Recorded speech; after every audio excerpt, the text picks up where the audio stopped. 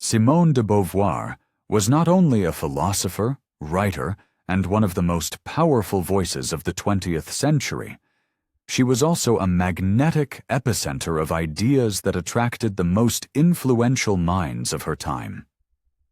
We cannot understand the intensity of her work without looking at the circle of intellectuals with whom she dialogued: Jean-Paul Sartre, Albert Camus, Maurice Merleau-Ponty. Every conversation with them was charged with existential, political, and ethical doubts. And the fascinating thing is that these were not diplomatic or superficial encounters, but clashes of thought where each word could become the spark of something revolutionary. Beauvoir was not afraid to question even her closest allies, which transformed every interaction into a dialectical battle full of tension. The Parisian public could sense it. These were not simple café chats. They were true laboratories of new ideas. The most well-known bond, of course, was with Jean-Paul Sartre. Their relationship was intense, open, and deeply philosophical. Beyond the romantic, there was an intellectual pact in which freedom of thought was valued above any convention. In the cafés of the Saint-Germain-des-Prés district, they could spend hours dissecting moral dilemmas. What was exciting is that these discussions did not just remain in the air. They became essays, novels, and manifestos that later shaped existentialist theory. Beauvoir participated actively, never as Sartre's shadow, but as co-founder of a vision where individual freedom and collective responsibility were brought face to face. The rare symmetry of their relationship made their intellectual alliance remembered as one of the most influential in the history of contemporary thought. But not everything was harmony. With Albert Camus, the tension reached memorable levels. At first, there was respect and even closeness, but later political stances opened deep rifts. Camus rejected revolutionary violence, while Sartre and Beauvoir's group, in some cases, saw such tension as inevitable. Those discussions in Parisian cafés became battlegrounds of dialectics under endless cigarette smoke and the watchful eyes of anonymous witnesses. The most surprising thing is how those personal disagreements at small restaurant tables ended up shaping entire chapters in the history of political philosophy. Beauvoir, with her firmness and clarity, never remained silent. She defended an active stance against injustice, and that sparked debates that still seem to have been written in fire. Maurice Merleau-Ponty, another of the greats, maintained a relationship with Beauvoir that oscillated between academic complicity and ideological betrayal.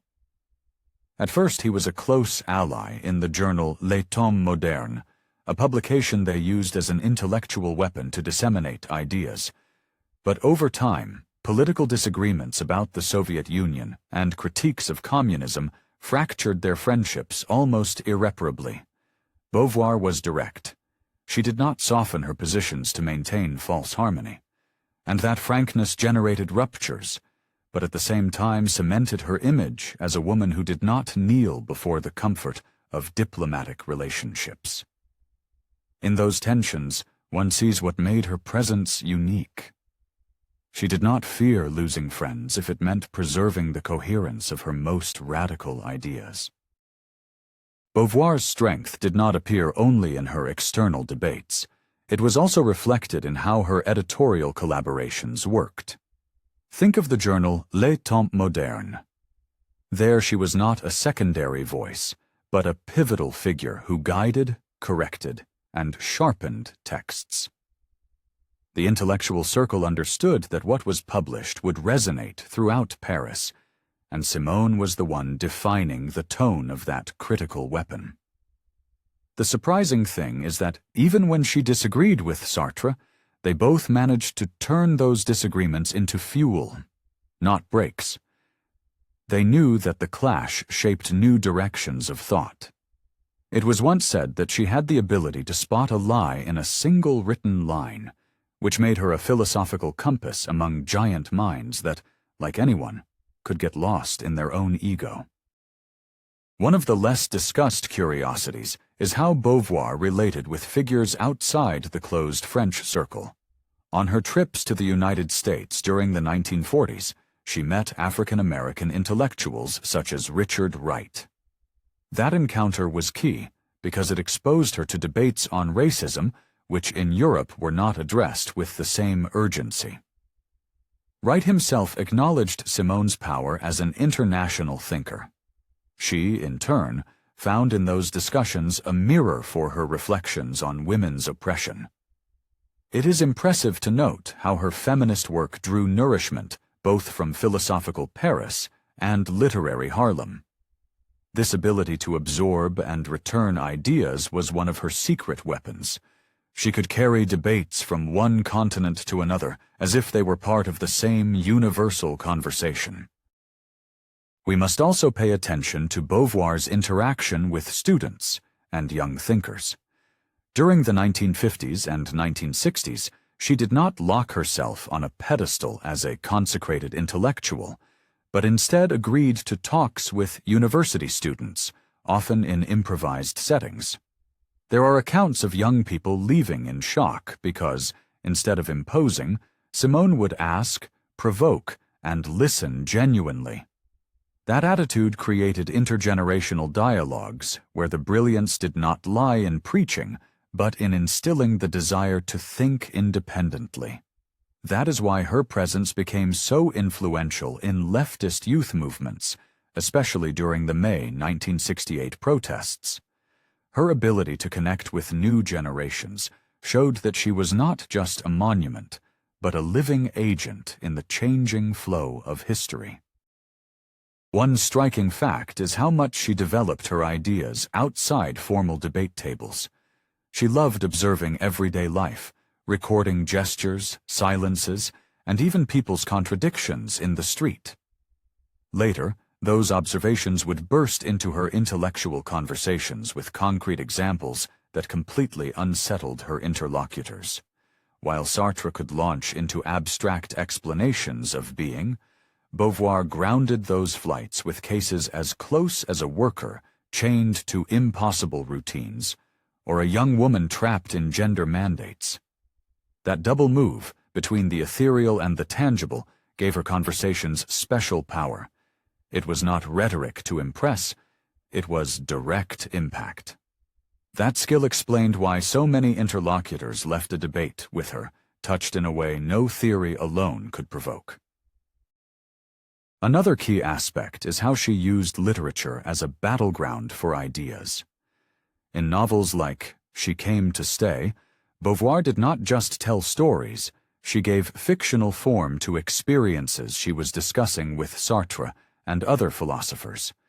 That strategy surprised everyone, because while a Camus or a Sartre clearly separated philosophy and literature, Simone blurred the line.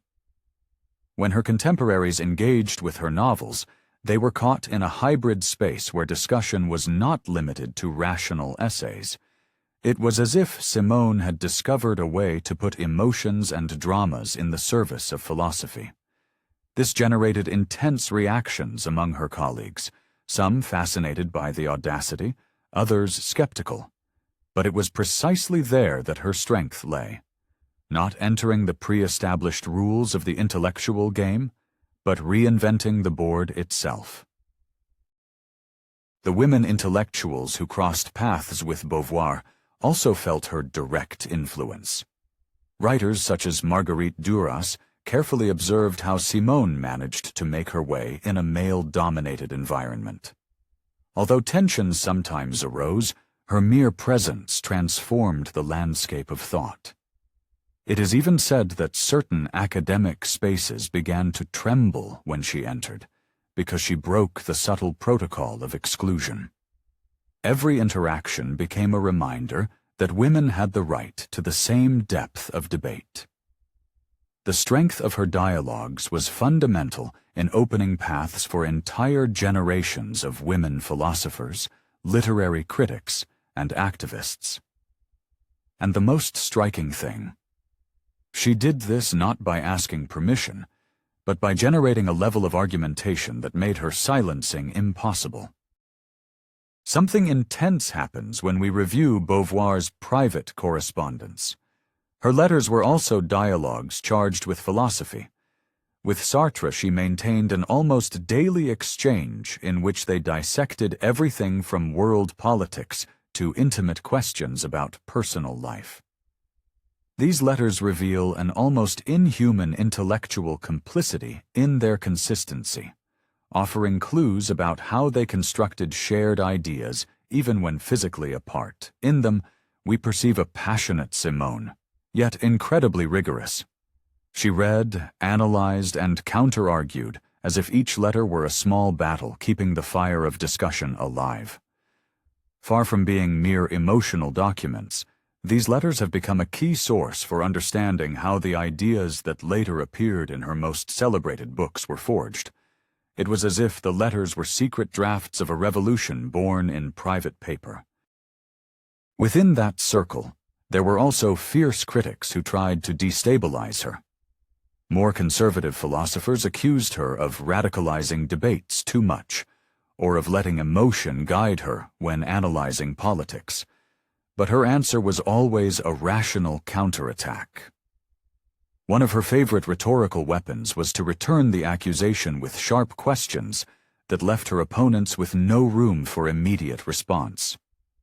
Many recall entering a discussion with her full of confidence, only to leave completely unsettled. That ability was so magnetic that, even when they wanted to discredit her, they ended up giving her even more prominence.